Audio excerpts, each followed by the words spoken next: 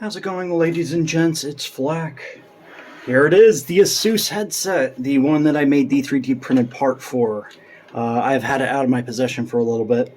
I can see my 3D printed part is busted, which is kind of understandable. It was thrown into a bag, not a big deal. But my main concern today is this controller. This controller has a loose connection on the USB to power it, and I would suppose, well, because it's USB, it's power and data. So, I'm going to open this up and see if there's like a bad solder joint or a broken trace.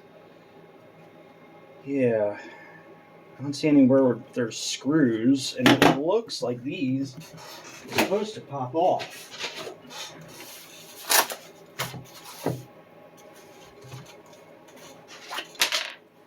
Let me just launch that across the room. That's not wanting to come off. That wants to come off.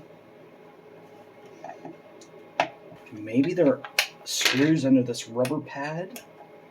Alright, those two want to come off. Screws.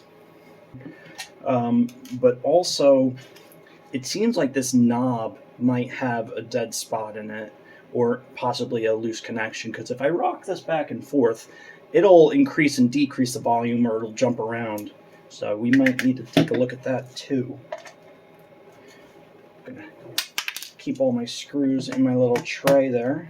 So judging by how this connection, the USB connection feels, to me it feels like it might be like broken off the board. That would also explain why it completely loses power and turns off, disconnects from the computer. Well, that didn't really bring me anywhere. Do these want to come off better now? No, of course not. Maybe there is screws under those pads.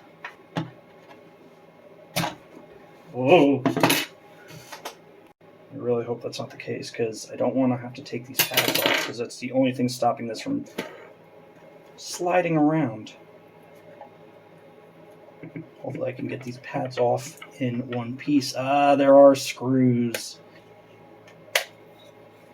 That one comes off. And another screw!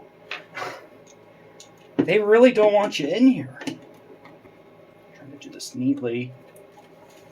It would probably work better if I had a hairdryer or something to soften up the adhesive, but man, I just came up with a thought in my head. I wonder if this is potted inside, like in resin, like filled with resin, to stop you from messing with it. I hope not. Last screw, and hopefully this comes out. Don't hold your breath, though. There might be several more screws. Oh.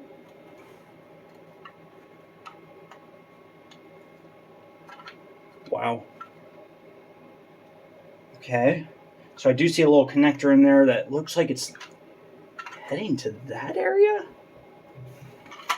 which that had a little hole right there. My guess is a microphone, because I think this has ENC,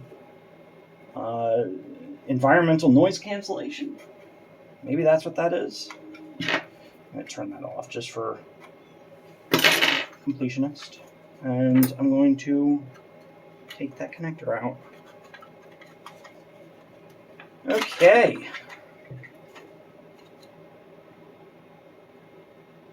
Yup, that is the inside of this.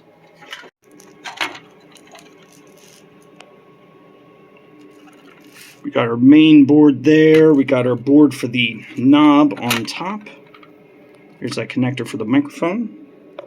There's our USB center screen, and there's our HDMI cable, which this headset uses to transfer data from this and output sound to the speakers. I undid those two connectors. That's go to the top portion of this headset controller.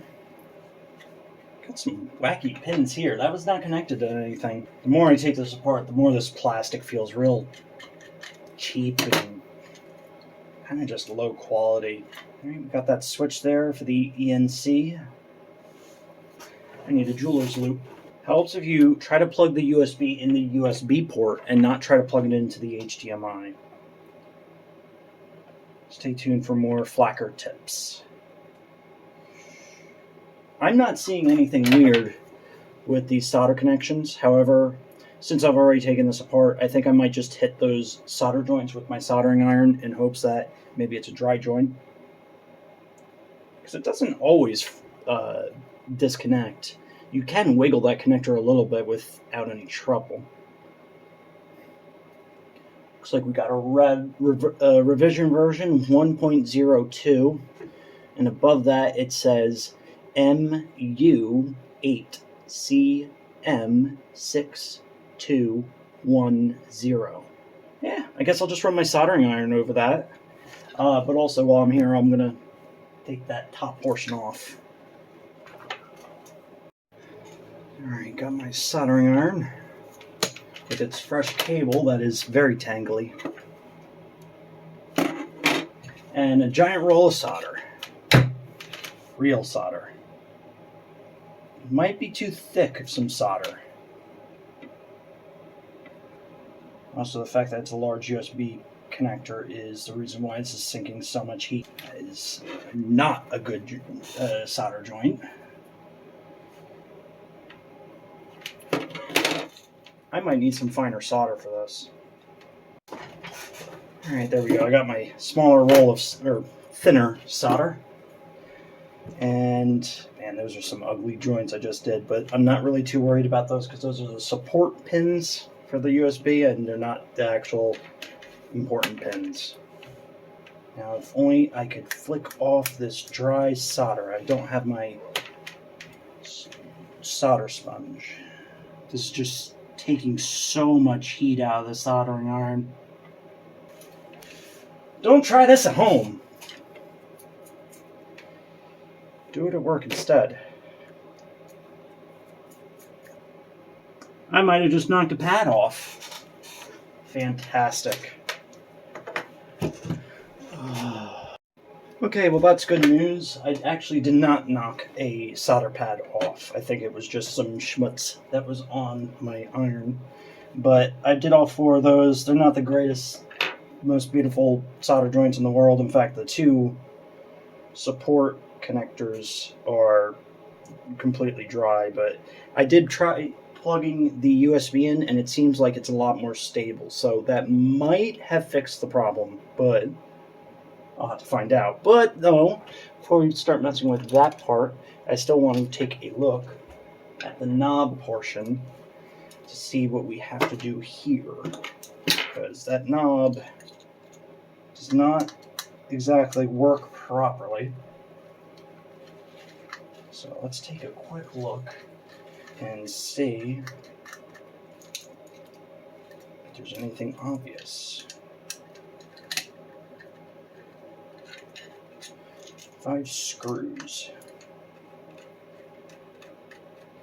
and I think there are some buttons on this, and I think they're under this here, where these rows of solder pins are. So I'm not trying to ping those across the room. Why is this not wanting to come out? That feels very secure. It shouldn't be like that. It should just pop out, right?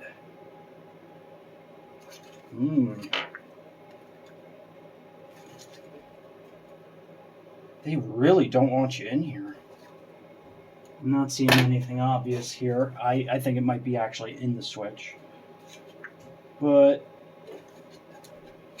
it is, I think that was soldered in. I think the knob was put in, this board was put in, and then it was soldered, because that does not want to move at all.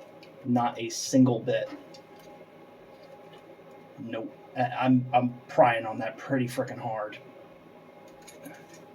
As if it wasn't clear enough by my thumb. Maybe on that right there. Yeah, that's not going to come apart. So let sleeping dogs lie, I suppose. Some other interesting things on this other board. It is Rev 1.01, and the top portion says MU 8C M6 210 LED, which makes me wonder if all these LEDs are also soldered in situ, which would mean a lot more desoldering. And yeah, I'm not taking this apart. That seems like it'd be a lot more trouble than it's worth, and it kind of works. I would like to keep it kind of working and not working. And I'm just going to simply plug this in and see if we have still the problem with the USB. So I will put that. It's not lighting up, which does not fill me with confidence. That's not good. Let's try another USB port. Might need data. I put into a port that did not have data. Aha, there we go. All right. All right, let's see. Hey, it appears that I'm not sure if I pressed a button or that was the connector. I think it is fixed. This knob barely works. I remember when I first had this thing was really sensitive. Now you gotta move it really slowly for it to work. But yeah, looks like my solder joints were a success, even though they were, the two outer solder joints were slightly cold, but it's enough to support the USB port and for the thing to not power off when the cable is moved around. So anyways, guys, that's the end of this episode. But with that being said, next episode I will be, drumroll please, remaking this part again. I did print a new one. Actually, I printed several new ones. The problem here is that I did put it on Thingiverse, and one of the commenters said that the holes did not match up, and that's definitely an issue, because I was not very accurate with my hole placement for the screws. Also, and I might show this in B-roll, but I had somehow messed up the model yet again. So look forward to next episode where we will be doing a bit more proper modeling and not just sending it. So anyways, guys, thank you for watching and stay tuned for more.